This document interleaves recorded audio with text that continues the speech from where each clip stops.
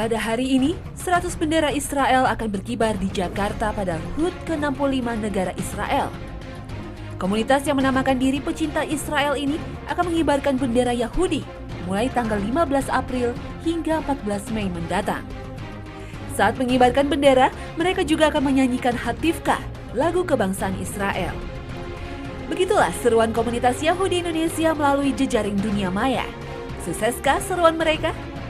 Peringatan Hari Jadi Israel ini sebenarnya mulai diserukan oleh para pecinta Israel pada 2011 lalu, namun tak mendapat izin pihak kepolisian. Dan kali ini mereka pun bernasib sama dan mungkin merayakannya di rumah mereka masing-masing. Kaum Yahudi di negeri ini kini mulai berani menunjukkan jati diri mereka di tengah arus penentangan bangsa Indonesia terhadap aksi keji Israel terhadap bangsa Palestina. Kaum Yahudi tidak hanya dikenal keji terhadap bangsa Palestina, mereka juga memperolok-olok nabinya dan mereka juga telah membunuh beberapa nabi. Nabi Musa diutus Allah Subhanahu wa Ta'ala untuk menyelamatkan kaum Bani Israel dari kekejaman Fir'aun. Namun, kenapa kaum Bani Israel yang merupakan cikal bakal bangsa Yahudi ini justru menistakan Nabi Musa? Bagaimanakah kisah Nabi Musa dan lahirnya kaum Yahudi ini?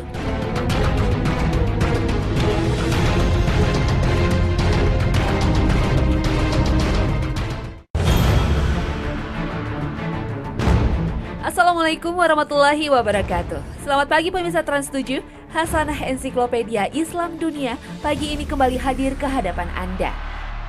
Pada tanggal 14 Mei 1948, David Ben-Gurion membacakan deklarasi kemerdekaan Israel yang berisi peresmian berdirinya negara Israel yang mencakup wilayah seluas 8.000 mil persegi, mencakup seluruh tanah Palestina.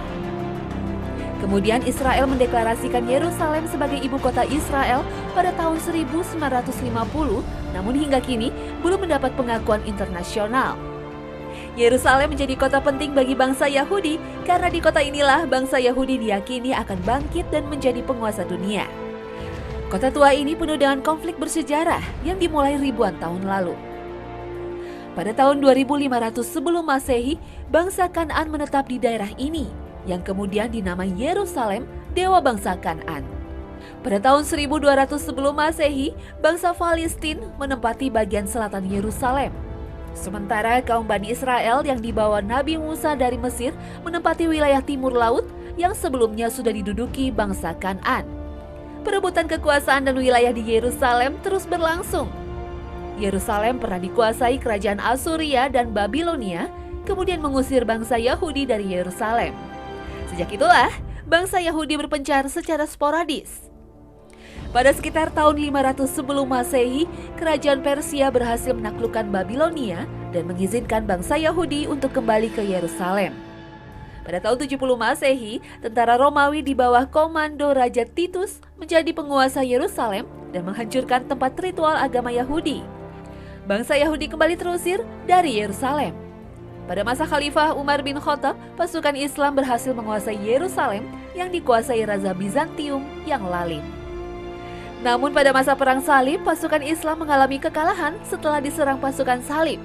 Dan setelah Yerusalem dikuasai tentara Salib, bangsa Yahudi kembali mengalami penindasan. Yerusalem baru dibebaskan setelah pasukan Islam di bawah pimpinan Salahuddin Al-Ayyubi berhasil memukul mundur pasukan Salib. Dan sejak dikuasai Islam, tidak ada lagi larangan bangsa kaum Yahudi untuk berziarah dan tinggal di kawasan Yerusalem. Namun, Yerusalem sekarang tak lagi seperti dulu.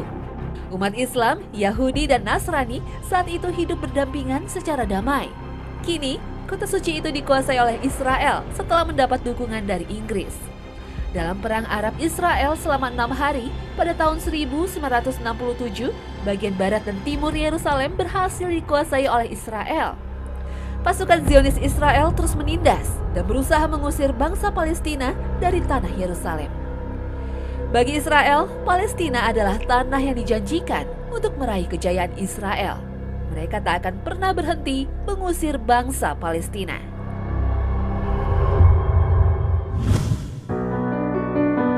Nabi Musa alaihissalam mendapat julukan Kalimullah, artinya orang yang diajak bicara oleh Allah. Bahkan ia bisa berdialog langsung dengan Allah, dialog antara seorang hamba yang sangat dekat dengan Sang Kekasih yang Maha Pengasih. Silsilah keturunan Nabi Musa bersambung hingga Nabi Ishak, putra Nabi Ibrahim dari istrinya Siti Sarah. Kemudian bersambung hingga Nabi Nuh alaihissalam yang juga termasuk Nabi Ulul Azmi. Dan Nabi Musa masih bersaudara dengan Nabi Harun. Sedangkan nama ibunda Musa bernama Yukabat. Namun ada yang berpendapat lain namanya Yuhanas Bilzal. Nabi Musa menikahi putri Nabi Su'aib, Safura. Dan dikaruniai 4 orang putra, Alozar, Fahkah, Mita, Yasin, dan Ilyas. Sosok Nabi Musa sempat digambarkan oleh Nabi Muhammad SAW saat menuju Sidratul Muntaha.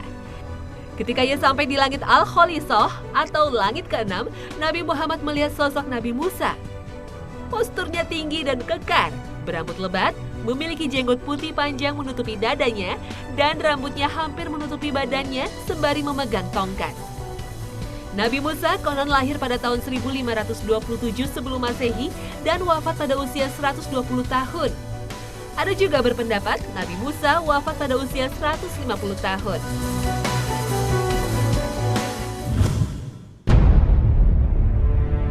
Nabi Musa dilahirkan di Mesir pada masa Fir'aun Maneftah.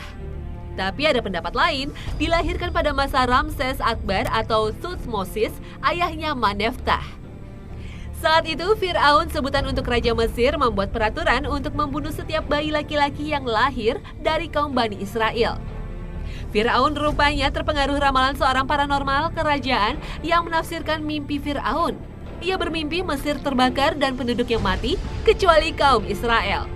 Kekuasaan Fir'aun diramal akan jatuh ke tangan seorang laki-laki dari bangsa Israel. Karena cemas, Fir'aun memerintahkan setiap rumah digeledah. Dan jika menemukan bayi laki-laki, maka bayi itu harus dibunuh. Yukabat saat itu berusaha menyembunyikan bayi laki-lakinya yang baru lahir. Karena takut dibunuh Fir'aun, akhirnya bayi yang berusia 3 bulan dihanyutkan ke sungai Nil. Bayi itu ditemukan oleh Asia, istri Fir'aun yang sedang mandi, kemudian membawanya ke istana. Awalnya Fir'aun ingin membunuhnya, tapi dicegah istrinya. "Jangan membunuh anak ini, karena aku menyayanginya. Lebih baik kita mengasuhnya seperti anak kita sendiri, karena aku tidak mempunyai anak." Istri Fir'aun berusaha mencari pengasuh untuk merawat dan menyusui bayi yang kemudian dinamai Musa oleh keluarga Fir'aun. Mu artinya air dan Sa adalah tempat penemuannya di tepi sungai Nil. Ibu Musa sendiri akhirnya yang mengajukan diri untuk mengasuh dan membesarkannya di istana Fir'aun seperti diceritakan dalam Al-Quran surat Al-Qasas. Maka kami kembalikan Musa kepada ibunya supaya senang hatinya dan tidak berduka cita dan supaya dia mengetahui janji Allah itu benar. Tetapi kebanyakan manusia tidak mengetahuinya. Dan sejak itulah Musa tinggal di istana Fir'aun hingga dewasa sebagai anak Fir'aun. Ia memperoleh pengasuhan dan pendidikan di istana sebagai persiapan untuk memperoleh misi kenabiannya.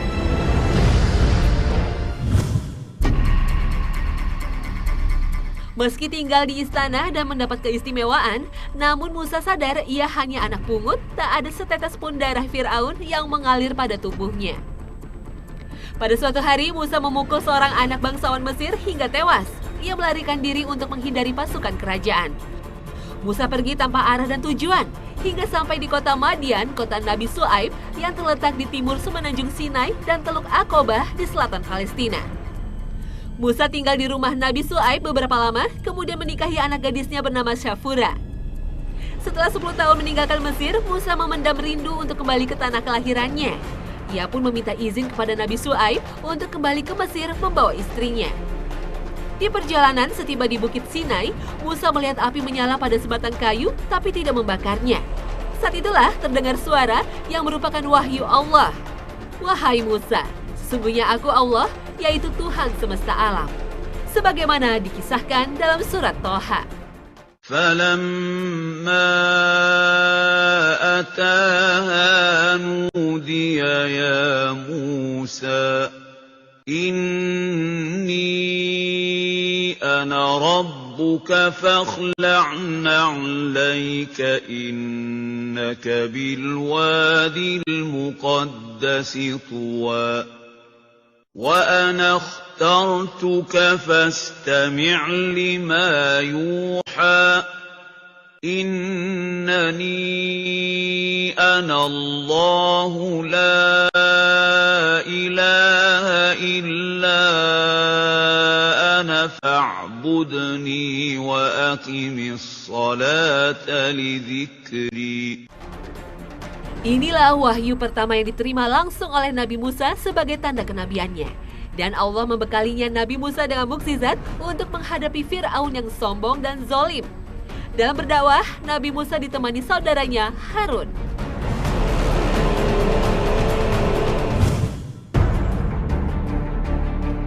Nabi Musa diutus Allah Subhanahu wa Ta'ala untuk menyadarkan Fir'aun dari kesombongan yang mengaku sebagai Tuhan dan kezalimannya menindas bangsa Israel. Saat Musa kembali ke Mesir untuk membawa ajaran Tauhid yang menentang kekuasaan Fir'aun, dan Nabi Musa pun menyatakan dirinya sebagai Nabi dan Rasul Allah untuk membawa risalah Tauhid, tiada Tuhan selain Allah. Fir'aun berusaha mengungkit-ungkit jasanya.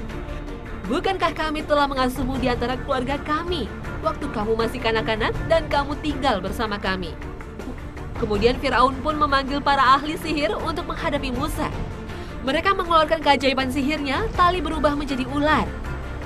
Namun dengan izin Allah, Nabi Musa mengeluarkan tongkatnya dan berubah menjadi ular, kemudian memakan semua ular ahli sihir Fir'aun. Sebagaimana dijelaskan dalam Al-Quran. Dan lemparkanlah apa yang ada di tangan kananmu, pasti ia akan menelan apa yang mereka buat. Sesungguhnya apa yang mereka buat itu hanya tipu daya tukang sihir, dan tidak akan menang tukang sihir itu dari mana saja ia datang. Karena kesombongannya, Fir'aun tetap menyatakan dirinya sebagai Tuhan. Nabi Musa akhirnya mengajak kaum Bani Israel untuk keluar dari Mesir. Menurut catatan sejarah, jumlah sekitar 600.000 orang. Upaya eksodus ini diketahui Fir'aun, dan dengan mengarahkan 2.000 pasukan, Fir'aun mengejar Nabi Musa dan kaumnya. Dan saat kaum Bani Israel terdesak di tepi Laut Merah, Nabi Musa menunjukkan mukjizatnya membelah lautan untuk dijadikan jalan pelarian. Peristiwa ini diabadikan dalam Al-Quran. وَإِذْ فَرَقْنَا بِكُمُ الْبَحْرَ فَأَنْجَيْنَاكُمْ وَأَغْرَقْنَا آلَ فِرْعَوْنَ وَأَنْتُمْ تَنْظُرُونَ. Tapi saat pasukan Fir'aun terus mengejar Nabi Musa dan kaumnya, tiba-tiba laut kembali menyatu dan Fir'aun pun tenggelam. Saat tenggelam inilah Fir'aun mengaku beriman. Namun Allah menolak taubat Fir'aun seperti yang dinyatakan Allah dalam surat Yunus. Apakah sekarang kamu baru percaya, padahal sesungguhnya kamu telah durhaka sejak dahulu dan kamu termasuk orang-orang yang berbuat kerusakan.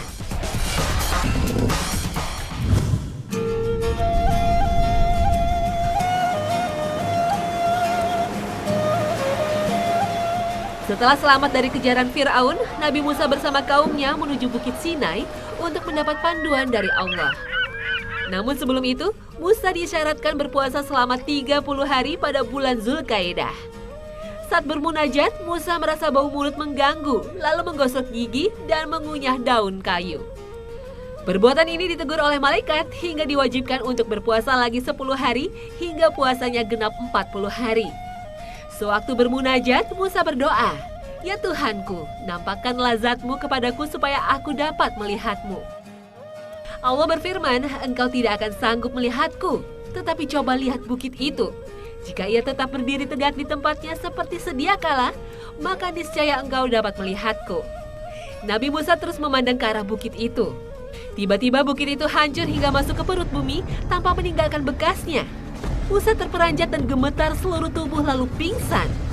Peristiwa ini dikisahkan dalam surat Al-A'raf ayat 143.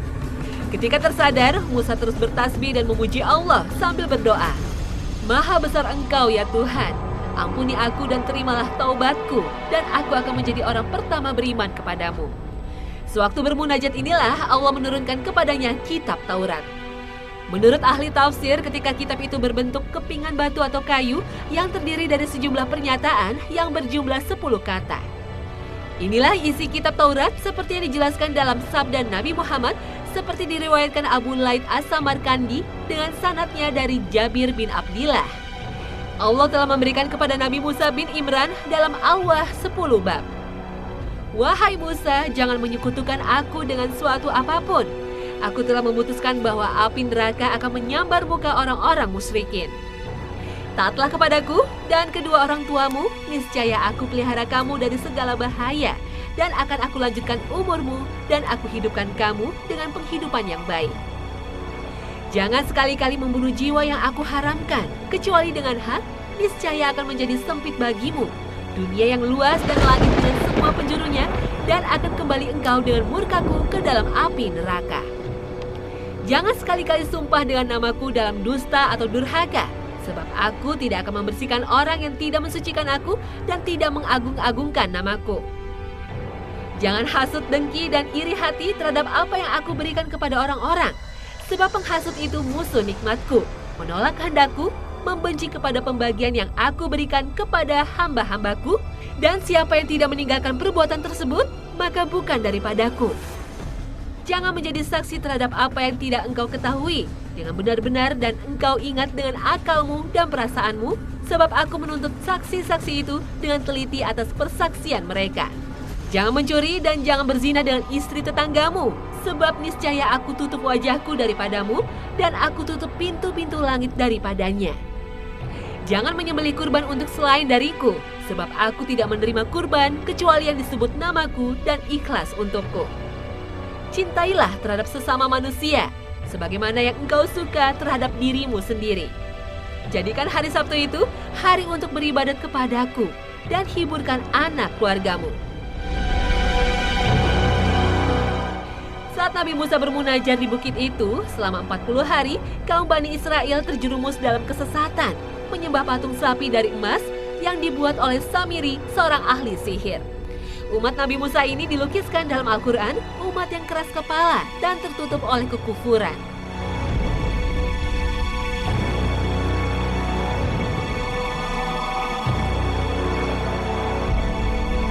Saat Nabi Musa mengajak kaumnya untuk memasuki Baitul Maqdis, kaum Bani Israel kembali menentangnya, seperti yang diabadikan dalam Al-Quran. Hai Musa, kami tidak akan memasukinya selama-lamanya, selagi ada orang yang gagah perkasa di dalamnya. Karena itulah, pergilah kamu bersama Tuhanmu dan berperanglah kamu berdua. Sesungguhnya kami hanya duduk menanti di sini. Nabi Musa akhirnya ditinggalkan oleh kaumnya sendiri di Gunung Nebo. Dan disinilah Nabi Musa wafat. Namun tak ada seorang pun yang mengetahui di manakah makam Nabi Musa. Gunung Nebo yang berada di Yordania ini kini banyak diziarahi.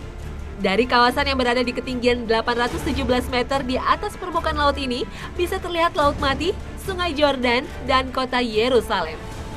Karena menolak perintah Nabi Musa ini, kaum Bani Israel dihukum tidak bisa memasuki tanah Palestina selama 40 tahun.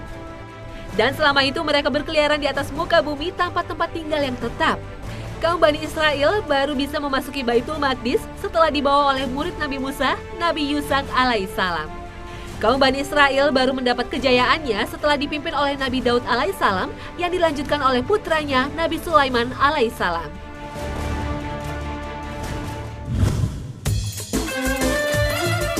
Bangsa Israel sebelum menetap di Mesir tinggal di kawasan Kanaan atau Palestina sekarang.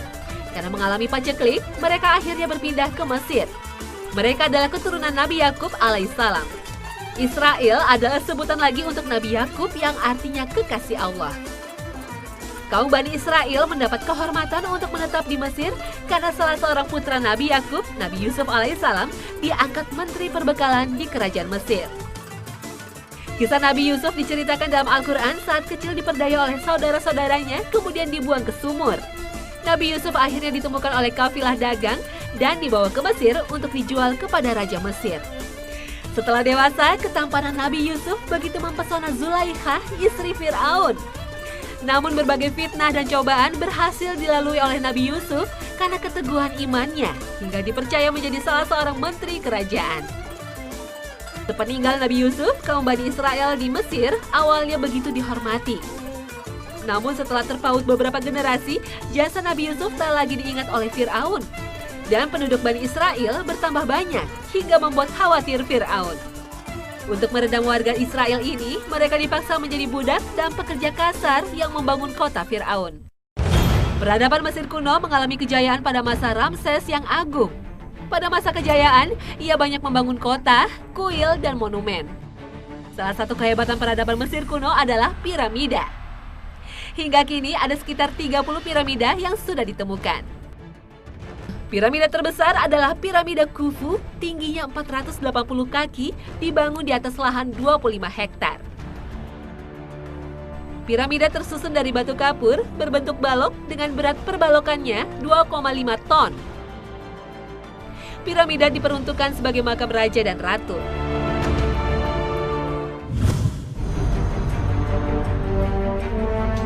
Nah pemirsa Hasanah, begitulah Allah melebihkan umatnya dibandingkan umat lainnya. Begitu juga terhadap suku bangsa yang Allah buat dalam skenario besarnya yang masih menjadi misteri. Seperti Allah melebihkan bangsa Israel dibandingkan bangsa lainnya. Seperti firman Allah dalam surat Al-Baqarah ayat 47. Namun Allah juga mempunyai jawaban atas kelebihan tersebut. Karena apa yang telah diberikan oleh Allah tidak membawa manfaat bagi seluruh umat di dunia. Maka lihatlah kembali surat Al-Baqarah ayat 111. Dan mereka Yahudi dan Nasrani berkata pula, tidak sekali-kali akan masuk surga melainkan orang-orang yang beragama Yahudi atau Nasrani. Yang demikian itu hanya angan-angan mereka saja. Katakanlah wahai Muhammad, bawalah kemari keterangan-keterangan yang membuktikan kebenaran apa yang kamu katakan itu, jika betul kamu orang-orang yang benar.